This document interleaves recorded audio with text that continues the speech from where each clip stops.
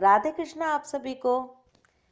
कार्तिक मास महात्म्य अध्याय 18। ब्रह्मा जी कहते हैं, विधि पूर्वक अमावस्या के दिन करने वाले कार्यों के पश्चात प्रतिपदा को आरती करके स्वयं वस्त्र आभूषणों से सुशोभित होकर कथा, गायन, कीर्तन और दान आदि के द्वारा दिन को व्यतीत करें। इस दिन स्त्री और पुरुष सभी को तिल का तेल लगाकर स्नान करना चाहिए। इस प्रतिपदा को जो लोग तेल स्नान आदि पूर्वक पूजन करेंगे उनका वह सब कुछ अक्षय होगा। संसार में प्रतिपदा तिथि प्रसिद्ध है, उसे पूर्व विद्या होने पर नहीं ग्रहण करना चाहिए। अमावस्या विध प्रतिपदा में तैलाभ्यंग नहीं करना चाहिए। यदि दूसरे दिन एक घड़ी भी अविद्या प्रतिपदा हो तो उत्सव आदि कार्यों में मनीषी पुरुषों को उसे ही ग्रहण करना चाहिए। दूसरे दिन यदि थोड़ी भी प्रतिपदा ना हो तो पूर्व विद्या तिथि ही ग्रहण करनी चाहिए। उस दशा में वह दोष कारक नहीं होती है। जो मनुष्य उस तिथि में या उस शुभ दिन में जिस रूप से स्थित होता है उसी स्थिति में वह 1 वर्ष तक रहता है। इसलिए यदि सुंदर, दिव्य एवं उत्तम भोगों को भोगने की इच्छा हो तो उस दिन मंगलमय उत्सव अवश्य करें। प्रातः काल गोवर्धन का पूजन करना चाहिए। उस समय गौ तथा बैलों को आभूषणों से सजाना चाहिए। उस दिन उनसे सवारी का काम नहीं लेना चाहिए तथा गायों को धोना भी नहीं चाहिए। पूजन के पश्चात गोवर्धन से इस प्रकार प्रार्थना करनी चाहिए। पृथ्वी को धारण करने वाले गोवर्धन, आप गोकुल के रक्षक हैं। भगवान श्री कृष्ण ने आपको अपनी भुजाओं पर उठाया था। आप मुझे कोटि कोटि गौएं प्रदान करें। लोकपालों की जो लक्ष्मी धेनु रूप में स्थित हैं और यज्ञ के लिए घृत प्रदान करती हैं, वे मेरे पापों को दूर करें। मेरे आगे गौएं रहें, मेरे पीछे भी गौएं रहें। मेरे हृदय में गौओं का निवास हो तथा मैं भी गौओं के बीच में निवास करूं। इस प्रकार गोवर्धन पूजा करके उत्तम भाव से देवताओं, सत्पुरुषों तथा साधारण मनुष्य को संतुष्ट करें। अन्य लोगों को अन्नपान देकर और विद्वानों को संकल्प पूर्वक वस्त्र, तांबूल आदि के द्वारा प्रसन्न करें।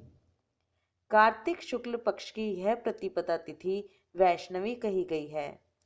जो लोग सब प्रकार से सब मनुष्यों को आनंद देने वाले दीपोत्सव तथा शुभ के हेतुभूत बलिराज का पूजन करते हैं, वे दान, उपभोग, सुख और बुद्धि से संपन्न कुलों का हर्ष प्रदान करते हैं और उनका संपूर्ण वर्ष आनंद से व्यतीत होता है।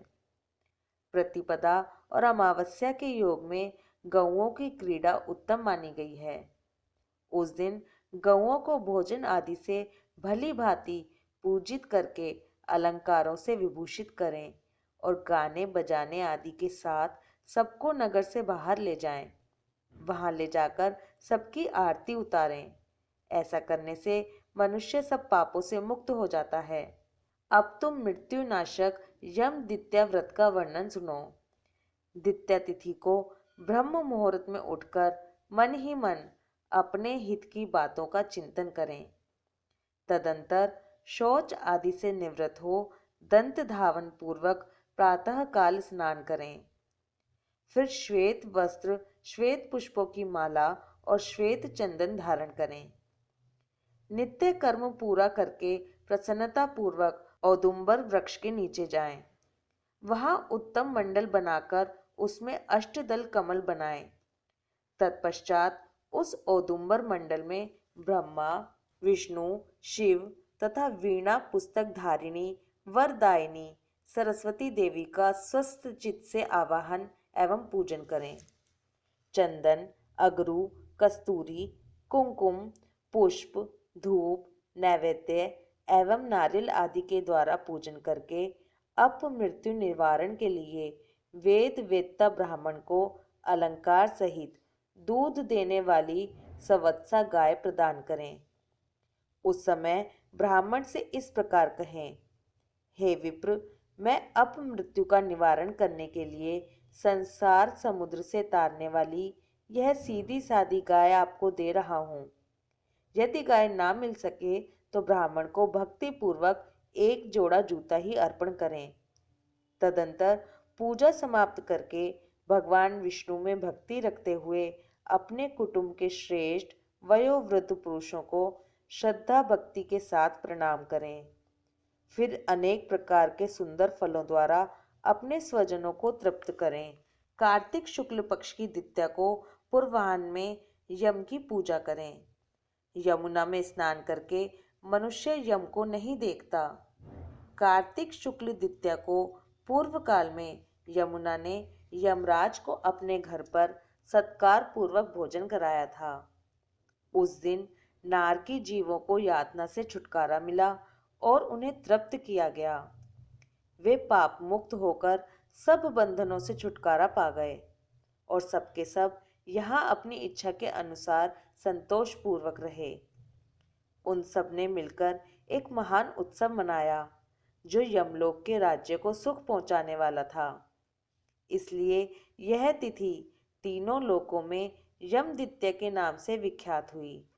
अतः विद्वान पुरुषों को उस दिन अपने घर भोजन नहीं करना चाहिए।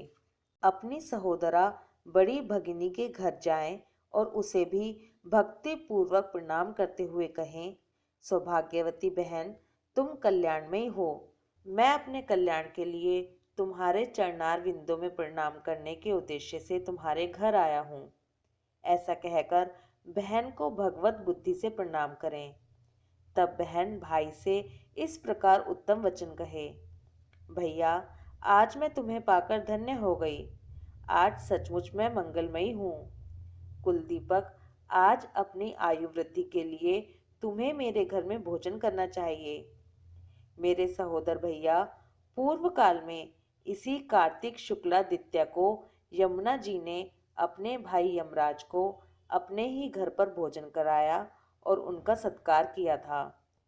उस दिन कर्म पाश में बंधे हुए नारकीय पापियों को भी यमराज छोड़ देते हैं, जिससे वे अपनी इच्छा के अनुसार घूमते हैं। इस स्थिति में विद्वान पुरुष भी प्राय अपने घर भोजन नहीं करते।